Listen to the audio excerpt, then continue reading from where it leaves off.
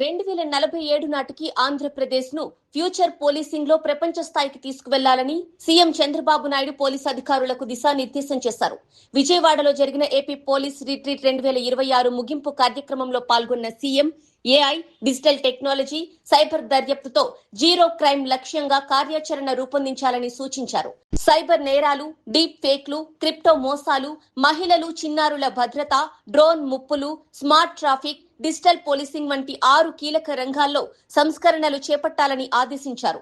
పోలీసులకు AI, cyber crime, social media విశ్లేషణపై ప్రత్యేక శిక్షణ ఇవ్వడంతో పాటు ప్రతి జిల్లాలో సైబర్ నిపుణుల బృందాలను ఏర్పాటు చేయాలని సూచించారు. కేసులు నమోదు చేయడం మాత్రమే కాకుండా కన్విక్షన్ రేటు పెరగడంపైన దృష్టి పెట్టాలని, ప్రజలతో స్నేహపూర్వకంగా నేరస్తుల పట్ల కఠినంగా వ్యవహరించాలని సీఎం స్పష్టం చేశారు.